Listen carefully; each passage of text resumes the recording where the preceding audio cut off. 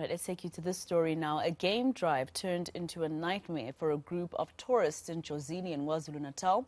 The group claimed they saw poachers hunting and shooting at animals during a wildlife sightseeing tour.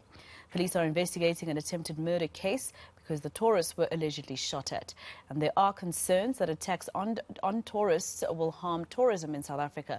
Let's go live to our reporter, Nqobile Madlala, who's covering this story for us, and she joins us with more details. Nqobile, just tell us exactly what the people who work around that particular area say. Is this a norm in that area, or was this the first incident?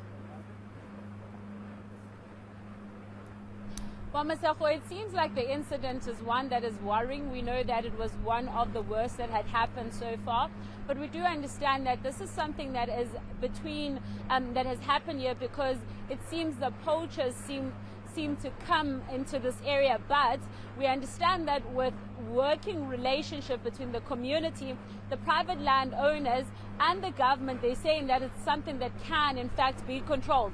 But before then we break into how bad the situation is, I want to bring in my guest who was there when the incident took place. Suzette, if you could perhaps explain to us first, you saw firsthand what was happening, if you can explain to us what really happened on the day. Thank you very much for having me. On that specific day, we went out very similar like this on a boat excursion towards the eastern shore to view the elephant herd that are residing on the eastern shores. On our arrival at the shore, we saw the elephants in the thickets. We moored the boat and we were waiting for the elephants to start coming down to the waterside. At that stage, we had 8 international guests and 2 local guests on board with us. As the elephants started to come down at around 10:30, 10:35, I looked up and I realized that there were 2 men approaching from the thickets towards the boat. I then immediately instructed skipper and asked him that we should rather move away, and I went to untie the rope from the boat. During that time, while I was on my way to untie the boat, I heard very similar like this. We had guests on the top deck of the boat. They started screaming, "There's people with guns, there's people with guns," they're aiming it at us. They started rushing down immediately. At that point, I realized we need to get out of there very soon. I untied the rope, and as the skipper started trying to get away and I moved in, the first 2 shots were fired, currently I believe at the boat. However, I did not look and I didn't see at that stage. I was trying to find cover and getting this guest into safety. And Suzette, I mean, that's concerning, considering that you work in the tourism sector, that not only threatens the livelihoods of communities here, but it also threatens your work as a person who works here. Explain to us, how does this impact on the economy in this community? The economy is definitely under a lot of strain currently, as we know. Since the hit of COVID, we realized that conservation relies desperately on tourism, especially for the private landowners. So this not only impacted the tourist industry tremendously, meaning that had an impact on the private landowner as well as the government-owned areas, which in there, again, they are hosting so many different community members working on this farm. So the impact is the ripple effect is quite large. From the tourist effect that was under attack in that area, from the generating money to be able to sustain conservation efforts in this area. So yes, it's terrifying and terrible effect that it had. And I mean, one would want to know how far the case is. I don't know if you've heard, but do we know how far the case is to investigate what happened? We have immediately after that, we went to the local Pongola police station where we did open cases.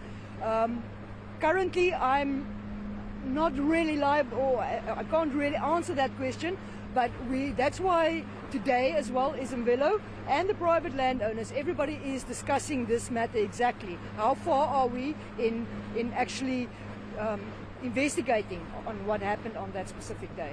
Is this something that usually happens here? Not at all. I've been here for 4 years, nearly 5 years, and that was the first time ever. And we've been literally out on hundreds of these excursions where there were never any conflict between poachers and tourists.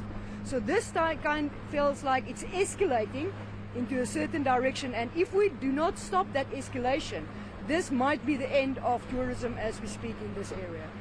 And I mean, poaching, how bad is the situation in terms of poaching here? What is it that they poach? Because we understand also there's a fish that we understand, but if you can explain further to us, what are they poaching? Currently, the elephants definitely get also poached, but not in high numbers. During the last couple of years, there have been some elephant poaching. Usually, the elephant will be poached for meat and for the tusks. Gill netting is one of the biggest problems in this area. It's not just the game in this area that we focus on tourism, but tiger fishing in South Africa, this is one of the little dams that actually do present tiger fishing. Tiger fishing is very big, and that also gives a huge input into tourism in this area. The gill nets effect is horrifying because the gill nets actually take the tilapia, the fish species, out of this water. The tilapia on the end is the food of the tiger. So the more, and even these gill nets, they will catch all these fish, and the tiger fish they will just leave outside and then just take the fish that they can actually utilize. However, these nets are horrifying for crocodiles, hippos, elephants, bird life. So poaching of fish, definitely. Poaching of wildlife, that's currently what's happening around there. Thank you very much for speaking to us. That's Suzette. She's one of the people that work and live around this area. And of course, she knows these issues, Masego, because she was there. But she's saying poaching becoming a huge issue. We do know that even though that did happen, it's one of the worst that has happened so far. Like she's saying, there hasn't been an interaction between the tourists that were here and poachers, even though they know that there is a huge issue with regards to poaching in this area. We will, of course, find out more from also the businesses that are being affected here later on. All right, Nqobile Madlala live for us there. Let's leave it there for now. Thank you.